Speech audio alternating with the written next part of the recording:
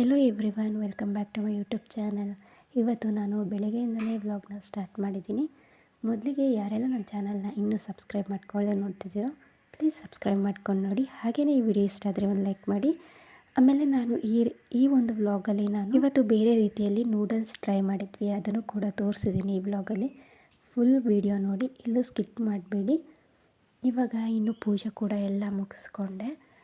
ಪೂಜೆ ಕೂಡ ಆಯಿತು. ಆವಾಗಲೇ ನಾನು ತೋರಿಸಿದ್ನಲ್ಲ, ಪೂಜೆ ಮಾಡಿದೆ. ಇನ್ನು ನಾನು ವೀಡಿಯೋ ಮಾಡ್ಕೊಳ್ಳಿಲ್ಲ ಇವತ್ತು. ಪೂಜೆ ಕೂಡ ಮಾಡಿದೆ. ಇನ್ನೆಲ್ಲ ಬನ್ನಿ ತೋರಿಸ್ತೀನಿ. ಇವಾಗ ಪೂಜೆ ಮಾಡಿದ್ದೀನಿ.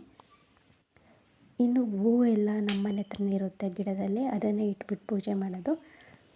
ಇವಾಗ ಪೂಜೆ ಕೂಡ ಆಗಿದೆ ನೋಡಿ. ಇನ್ನು ದೀಪ ಹಚ್ಚಿ ಪೂಜೆ ಕೂಡ ಮಾಡಿದ್ದೀನಿ. ಹಾಗೆಯೇ ಇವತ್ತು ನಾನು ಪುಟ್ಟದಾಗಿ ರಂಗೋಲಿ ಹಾಕಿದ್ದೀನಿ ಅಷ್ಟೇ, ದೊಡ್ಡದಾಗೇನು ಹಾಕಿಲ್ಲ. ಅದನ್ನು ಕೂಡ ತೋರಿಸ್ತೀನಿ ಹೊರಗಡೆ. ಬನ್ನಿ ತೋರಿಸ್ತೀನಿ ಹೆಂಗೆ ಹಾಕಿದ್ದೀನಿ ಅಂದರೆ, ಪುಟಾಣಿಗೆ ಅಷ್ಟೇ ಹಾಕಿದ್ದೀನಿ ಇವತ್ತು. ದೊಡ್ಡದಾಗೇನು ಹಾಕೋಕ್ಕೆ ಹೋಗಲಿಲ್ಲ, ಸಿಂಪಲ್ಲಾಗಿ ಹಿಂಗೆ ಹಾಕಿದ್ದೀನಿ ಅಷ್ಟೇ ಇವತ್ತು ನಾನು ನೋಡಿ. ಇನ್ನು ನಿನ್ನೆ ನೈಟ್ ಮಳೆ ಕೂಡ ಬಂದಿತ್ತು. ಇವತ್ತು ಬೆಳಿಗ್ಗೆ ವಾತಾವರಣ ಹೆಂಗಿದೆ ಇಲ್ಲಿ ಅಂದರೆ, ಫುಲ್ ಮೋಡ ಮೋಡ ಒಂಥರ ಹಂಗಿದೆ ನೋಡಿ. ಇವತ್ತು ಹಿಂದಿನ ದಿನ ಮಳೆ ಬಂದರೆ ಅಂದರೆ ನೈಟ್ ಟೈಮಲ್ಲಿ, ಮಾರನೇ ದಿನ ಬೆಳಿಗ್ಗೆ ಬಿಸಿಲು ಬರೋದೇ ಲೇಟು. ತುಂಬ ಹೊತ್ತಾದ್ಮೇಲೆ ಬಿಸಿಲು ಬರುತ್ತೆ. ಈ ಥರ ಏನಾದರೂ ಮಳೆ ಬಂದಾಗ ಮಾರನೇ ದಿನ ನೋಡಿದಾಗ ಲೇಟಾಗಿ ಬಿಸಿಲು ಬರುತ್ತೆ. ಹೊರಗಡೆ ನೋಡಿ ಹೆಂಗಿದೆ ಅಂತ ಹೇಳಿಬಿಟ್ಟು.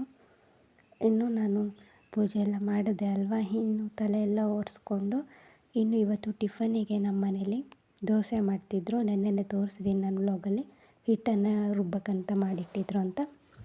ಇನ್ನು ಇವತ್ತು ನಾನು ಬೆಳಿಗ್ಗೆ ಎಳ್ನೀರು ಕುಡಿದೆ. ಎಳ್ನೀರು ನೋಡಿ ಸ್ವಲ್ಪನೇ ಇದ್ದಿದ್ದು ಇದರಲ್ಲಿ.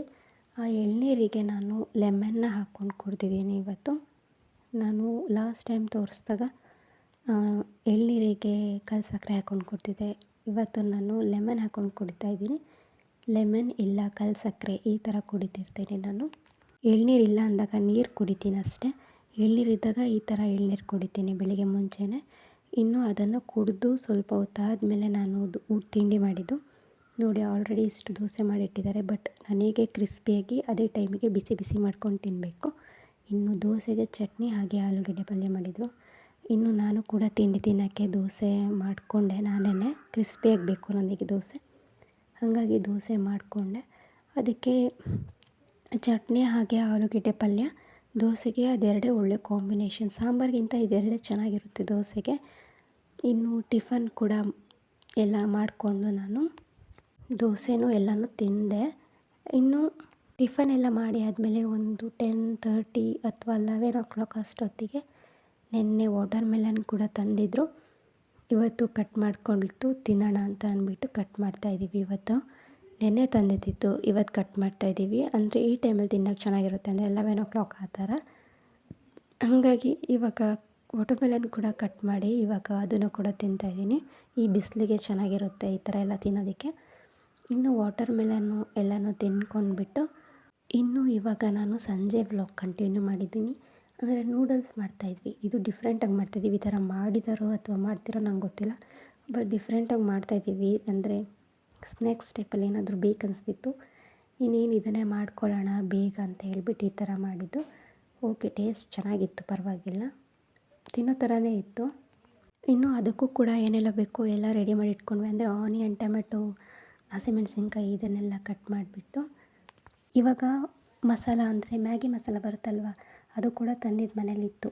ಅದನ್ನು ಯೂಸ್ ಮಾಡ್ಕೊಂಡು ಇವತ್ತು ನೂಡಲ್ಸ್ ಮಾಡ್ತಾಯಿರೋದು. ಈ ನೂಡಲ್ಸ್ ಮಾಡ್ತಾಯಿರೋದು ನಾರ್ಮಲ್ 1 2 3 ನೂಡಲ್ಸ್ ಅದಲ್ಲ, ಈ ಥರದಲ್ಲಿ ಮಾಡ್ತಾಯಿರೋದು. ಇವಾಗ ಒಂದು ಬಾಣಲೆಗೆ ಸ್ವಲ್ಪ ಎಣ್ಣೆ ಹಾಕ್ಕೊಂಡಿದ್ದೀನಿ. ಅದಕ್ಕೆ ಸ್ವಲ್ಪ ಸಾಸಿವೆ, ಜಾಸ್ತಿ ಹಾಕ್ಕೊಂಡಿಲ್ಲ, ಸ್ವಲ್ಪ ಸಾಸಿವೆ. ಆಮೇಲೆ ಕಟ್ ಮಾಡಿದ್ವಲ್ಲ ಆನಿಯನ್, ಒಂದು ಆನಿಯನ್ ಕಟ್ ಮಾಡಿ ಇಟ್ಕೊಂಡಿದ್ದೆ. ಆನಿಯನ್ ಸೇರಿಸ್ಕೊಂಡು ಚಿಲ್ಲಿ ಕೂಡ ಖಾರಕ್ಕೆ ಎಷ್ಟು ಬೇಕೋ ಅಷ್ಟು ಹಾಕ್ಕೊಂಡೆ. ಅದಾದಮೇಲೆ ಲೈಟಾಗಿ ಅದಕ್ಕೆ ಉಪ್ಪನ್ನು ಕೂಡ ಹಾಕ್ಕೊಂಡಿದ್ದೀನಿ. ಆಮೇಲೆ ಟೊಮೆಟೊ ಕೂಡ ಹಾಕ್ಕೊಂಡು ಅದನ್ನು ಸ್ವಲ್ಪ ಫ್ರೈ ಮಾಡ್ಕೊಂಡಿದ್ದೀನಿ. ಅಂದರೆ ಟೊಮೆಟೊ ಸ್ವಲ್ಪ ಸಾಫ್ಟ್ ಆಗೋವರೆಗೂ ಅದನ್ನು ಕ್ಲೀನಾಗಿ ಫ್ರೈ ಮಾಡ್ಕೋಬೇಕು. ಆಮೇಲೆ ಇನ್ನೂ ಸ್ವಲ್ಪ ಉಪ್ಪು ಹಾಕ್ಕೊಂಡ್ಬಿಟ್ಟು ಮತ್ತೆ ಅದನ್ನು ಫ್ರೈ ಮಾಡಿ ಅದಕ್ಕೆ ನೀರು ಹಾಕ್ಕೊಂಡಿದ್ದೀನಿ. ಅದು ಬೇಯೋದಕ್ಕೆ ಎಷ್ಟು ನೀರು ಬೇಕೋ ಅಷ್ಟು. ನಾರ್ಮಲಾಗಿ ಅದನ್ನು ಸಪ್ರೇಟಾಗಿ ನೀರು ಹಾಕಿ ಸ್ವಲ್ಪ ಉಪ್ಪು ಹಾಗೆಯೇ ಎಣ್ಣೆ ಹಾಕಿಬಿಟ್ಟು ಬೇಯಿಸ್ಕೊಳ್ತಿದ್ವಿ. ಆದರೆ ಇದು ನಾರ್ಮಲಾಗಿ ಹೀಗೆ ಮಾಡ್ತಾಯಿದ್ದೀನಿ. ಅದಕ್ಕೆ ಡಿಫ್ರೆಂಟ್ ಅಂತ ಹೇಳಿದ್ದೆ ನಾನು. ಈ ಥರ ಮ್ಯಾಗಿಲಿ ಅಂದರೆ ನೂಡಲ್ಸಲ್ಲಿ ಮಾಡಿದಾರೋ ಇಲ್ವೋ ನಂಗೆ ಗೊತ್ತಿಲ್ಲ, ಬಟ್ ನಾನು ಫಸ್ಟ್ ಟೈಮ್ ಮಾಡ್ತಿರೋದು. ಹಾಗಾಗಿ ಇವಾಗ ಮಸಾಲ ಇತ್ತಲ್ಲ ಮ್ಯಾಗಿ ಮಸಾಲ, ಇವಾಗ ಅದನ್ನು ಆ್ಯಡ್ ಮಾಡ್ಕೊಳ್ತಾ ಇದ್ದೀನಿ. 2 ಪ್ಯಾಕೆಟಷ್ಟು ಮಸಾಲ ಹಾಕ್ಕೊಂಡಿದ್ದೀನಿ.